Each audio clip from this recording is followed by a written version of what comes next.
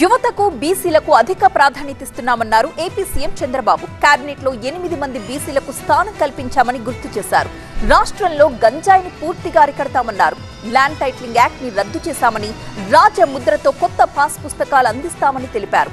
రాబోయే 5 ఏళ్లలో కుప్పం ప్రజల రుణం తీర్చుకుంటానన్నారు చంద్రబాబు.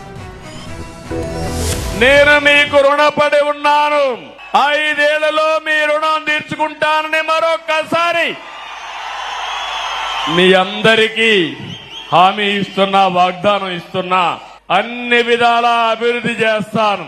భగవంతుడు నాకు ఎంత శక్తి ఇస్తే అంత శక్తిని ఉపయోగించి కుప్పాన్ని అగ్రస్థానంలో పెట్టడానికి ప్రయత్నం చేస్తాను.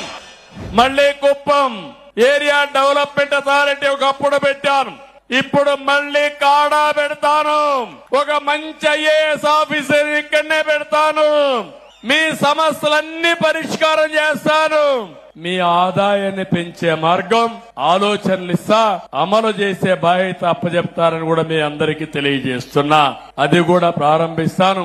ఒక ప్రణాళిక తయారు చేసి ఆ ప్రణాళిక పెట్టి ఇవన్నీ కూడా అమలు చేయడం కోసం ముందుకు పోతాం. గంజాయి ఎవడైనా ఎక్కడైనా సాగు చేసి నిన్ను మాత్రం వదిలిపెట్టమని చెప్పి మరొకసారి ఈ సభ ద్వారా హెచ్చరిస్తున్నా.